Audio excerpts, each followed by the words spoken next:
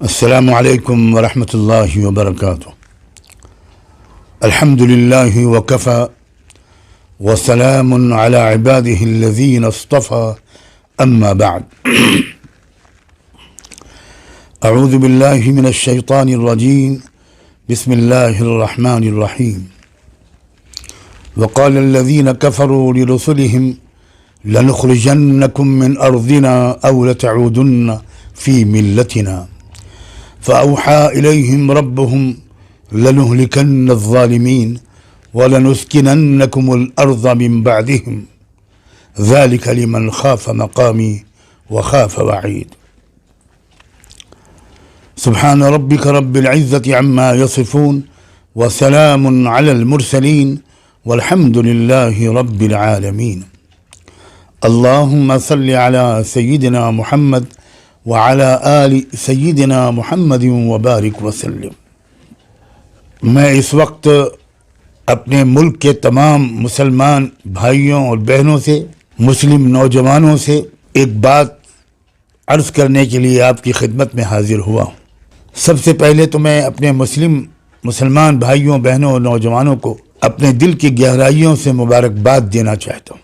آپ کو غصہ دلانے، آپ کو مشتعل کرنے، آپ کو انتقامی کارروائیاں کرنے اور بدلے کی بھاونا میں مبتلا کر کے اینٹ کا جواب پتھر سے دینے پر آمادہ کرنے کی جو بیہودہ کوششیں ہو رہی ہیں، جتنی خطرناک باتیں اس وقت اللہ رب العزت کی شان میں، رحمت دو عالم محسن انسانیت سیدنا محمد الرسول اللہ صلی اللہ علیہ وآلہ وسلم کی شان میں، اسلام کے بارے میں، قرآن کے بارے میں، مکے اور مدینے کے بارے میں جو باتیں اس وقت کہی جا رہی ہیں، اور جس طرح آپ کے قتل عام کے منصوبوں کا اعلان کیا جا رہا ہے، اور ادھرم سنسدوں سے جس طرح کی سطحی اور بازاری باتیں اور ناقابل برداشت باتیں کہی جا رہی ہیں، جن کا مقصد ظاہر ہے یہ کہ آپ کو غصہ دلانا اور آپ غصے میں آ کر کچھ ایسا کام کر بیٹھیں جس سے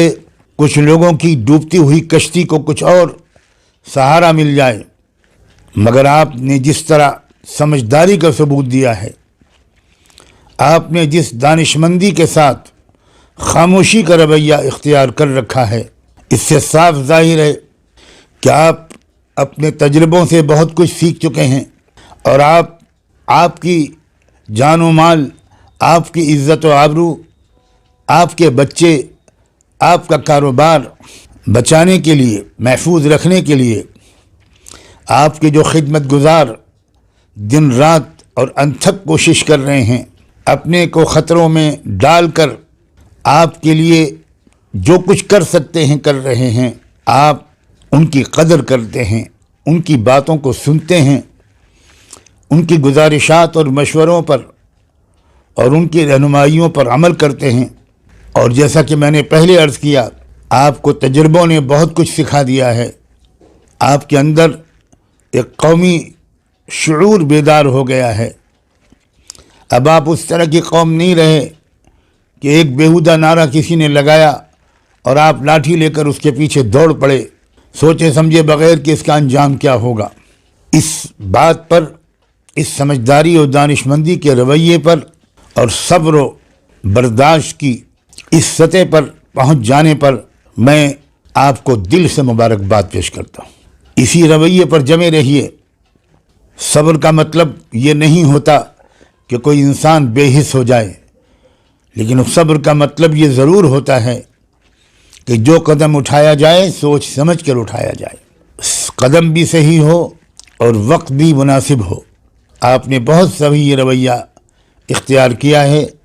اس موقع پر میں آپ کو اللہ کا ایک نظام بتانا چاہتا ہوں۔ قرآن کے حوالے سے اللہ تعالیٰ کا ایک سسٹم جو ہمیشہ سے جاری ہے اور جاری رہے گا، وہ میں آپ کو یاد دلانا چاہتا ہوں۔ اسی سلسلے میں نے سورہ ابراہیم کی ایک آیت پڑھی تھی، جس میں اللہ نے اپنے اسی قانون کے حوالے سے ایک تاریخی واقعہ بیان فرمایا ہے۔ قرآن یہ بتاتا ہے کہ ہر زمانے میں پیغمبروں کی بات کو ٹھکرانے اور نکارنے والے لوگوں نے اپنے وقت کے پیغمبروں کو یہ دھمکی دی تھی کہ تم کو ہمارا دیش چھوڑنا پڑے گا. اگر ہمارے دیش میں رہنا چاہتے ہو تو تم کو گھر واپسی کرنی پڑے گی. یہ قرآن کے الفاظ کا مفہوم بلکہ ترجمہ میں آپ کے سامنے پیش کر رہا ہوں. لَنُخْرِجَنَّكُم مِّنْ أَرْضِنَا، ہم تم کو اپنے ملک سے نکال کر رہیں گے. أَوْ لَتَعُودُنَّ فِي مِلَّتِنَا، صرف ایک شکل ہے ہمارے ملک میں رہنے کی کہ تم ہمارے دھرم میں واپس آؤ. یہ کوئی نئی بات نہیں ہے جو آج ہو رہی ہے. قرآن کے حوالے سے میں آپ کی خدمت میں عرض کرتا ہوں کہ ہر زمانے میں پیغمبروں کو یہ دھمکیاں سننی پڑی ہیں. اس کے بعد ہوا کیا، اس پر خاص توجہ فرمائیے گا. اللہ بتاتا ہے اپنی کتاب قرآن مجید میں کہ فَأَوْحَىٰ إِلَيْهِمْ رَبُّهُمْ لَنُهْلِكَنَّ الظَّالِمِينَ. ان کے رب نے ان کو بتایا، ان پیغمبروں کو جن کو یہ دھمکیاں دی جا رہی تھیں کہ یہ ان کا منصوبہ ہے، یہ ان کا پلان ہے، تم ہمارا پلان سنو کہ ہم نے کیا طے کر رکھا ہے. جو لوگ بھی ظلم کرنے والے ہوں گے ہم انہیں ہلاک کر کے چھوڑیں گے. قرآن نے یہ نہیں کہا کہ جو ایمان نہیں لائیں گے انہیں ہلاک کر کے چھوڑیں گے، بالکل نہیں. لیکن یہ ضرور کہا ہے کہ جو لوگ ظلم کریں گے، ناانصافی کریں گے، عزتیں لوٹیں گے، سر عام لوگوں کو قتل کریں گے، ہم انہیں ہلاک و برباد کر کے چھوڑیں گے. اور اس کے بعد جس ملک سے وہ تم کو نکالنے کی دھمکی دے رہے ہیں اسی ملک میں تم بسو گے بڑی عزت کے ساتھ، سکون کے ساتھ، اطمینان کے ساتھ. مگر ایک بات یاد رکھنا کہ یہ سلوک ہم اپنے ان بندوں اور بندیوں کے ساتھ کریں گے جو آخرت کو مرنے کے بعد میرے سامنے حاضر ہونے کو یاد رکھ کے اس کی تیاری کرتے ہوئے، اس کی فکر کرتے ہوئے احتیاط کے ساتھ گناہوں سے بچتے ہوئے زندگی گزاریں گے. بس میں اس وقت آپ سے اللہ کے اس ارشاد کے حوالے سے بڑی محبت کے ساتھ آپ سب سے کہتا ہوں کہ نہ مایوس ہونے کی ضرورت، نہ خوف زدہ ہونے کی ضرورت، اور نہ آپ مایوس ہیں اور نہ آپ خوف زدہ ہیں. آپ تو نہایت دانش مندی کے ساتھ ان حالات سے گزر رہے ہیں. آپ کو یقین ہے کہ یہ حالات بدلیں گے اور اس سمت میں بدلیں گے، اس سمت میں جائیں گے حالات جس کا اللہ نے قرآن میں جگہ جگہ وعدہ فرمایا ہے اور تاریخ میں نے بار بار اللہ کے اس وعدے کو پورا ہوتے ہوئے دیکھا ہے.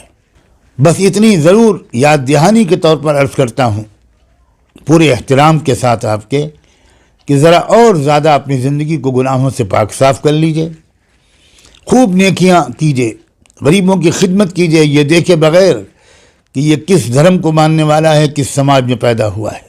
بیواؤں کے آنسو پوچھیے، ان کے سر پر چادر اڑائیے، اناتھ اور یتیم بچوں کو اپنی کفالت میں لیجئے، ان کی پرورش کیجئے، غریب بچوں کی اچھی تعلیم کا انتظام کرنے میں کچھ تھوڑی مدد کیجئے، حصہ لیجئے. یہ سخت سردی کا موسم ہے شمالی بھارت میں، یہاں سردی سے بچنے کے انتظامات جن لوگوں کے پاس نہیں ہیں ان کو ایسی چیزیں فراہم کیجئے. آپ نے دکھایا ہے کہ آپ رحمت للعالمین کے امتی ہیں. لاک ڈاؤن کے زمانے میں یہ آپ ہی تھے، میں پھر دہراتا ہوں آپ ہی تھے جو پورے ملک میں پھیل کر ہر جگہ تپتی ہوئی دھوپ میں رمضان کے روزوں میں سڑکوں پر کھڑے ہو کر آپ گزرنے والوں کو کھانا کھلاتے تھے، پانی پلاتے تھے، بچوں کے دودھ اور بسکٹ کا انتظام کرتے تھے. ریلوے اسٹیشنوں پر، بس اسٹیشنوں پر، ہائی وے پر، ہر جگہ آپ ہی آپ نظر آتے تھے. تو یہی عمل جاری رکھیے اور اپنے وطن، اپنے ملک کی ترقی کے کاموں میں بڑھ چڑھ کر حصہ لیجیے. اپنے وطن کے خیر خواہ رہیے. آپ کی دلی تمنا یہ ہونی چاہیے اور یہ کوشش ہونی چاہیے کہ ہمارا یہ ملک ہر اعتبار سے ترقی کرے، معاشی اعتبار سے بھی، تعلیمی اعتبار سے بھی، صحت کے اعتبار سے بھی اور اخلاقیات کے اعتبار سے بھی. یہاں سے کرپشن ختم ہو، یہاں سے رشوت خوری ختم ہو. یہ کام بھی آپ ضرور کریں یہ اتنا ہی اہم ہے جتنی کہ نماز۔ یاد رکھیے، نماز اور زکوٰۃ کو ہمیشہ ایک ساتھ بیان کر کے اللہ ہم کو یہ سمجھانا چاہتا ہے کہ جتنی ضروری اللہ کی بندگی ہے اتنا ہی ضروری اللہ کی پوری مخلوق کی خدمت بھی ہے۔ بالکل یقین رکھیے کہ مستقبل آپ کا ہے، یقین رکھیے کہ مستقبل سچ بولنے والوں کا ہے، برائی سے بچنے والوں کا ہے، ظلم سے بچنے والوں کا ہے۔ ان کا مستقبل نہیں ہے جو اس وقت بہت زور زور سے چلا رہے ہیں اور وہ باتیں کہہ رہے ہیں جن کو آپ شریفوں کے سامنے مجھے نقل کرنے کی بھی ہمت نہیں ہوتی۔ بہت امید کے ساتھ، بہت پازیٹیو موڈ کے ساتھ نیکیوں کو اپنی زندگی میں رچاتے بساتے ہوئے اور برائیوں سے اپنے آپ کو بچاتے ہوئے آگے بڑھیے۔ ایک بار پھر میں آپ کو یقین دلاتا ہوں کہ بھوشیہ آپ کا ہے، مستقبل آپ کا ہے۔ ظلم کرنے والے نیست و نابود ہو کر رہیں گے، ظلم کرنے والوں سے ہمارے ملک کو اور انسانی برادری کو نجات مل کر رہے گی۔ میں امید کرتا ہوں کہ جو کچھ میں کہنا چاہتا تھا میں نے آپ کی خدمت میں عرض کر دیا۔ یہ بھی امید کرتا ہوں کہ آپ دل کے کانوں سے اس کو سنیں گے اور اس پیغام کو ہر ایک تک پہنچانے میں آپ ہماری مدد کریں گے۔ اللہ ہم سب کا حامی و ناصر ہو، اللہ ہم سب کو سلامت رکھیں۔ آپ نے میری اس معروضات کو غور سے سنا، اس کے لیے میں آپ کا بہت شکر گزار ہوں۔ والسلام علیکم ورحمۃ اللہ وبرکاتہ۔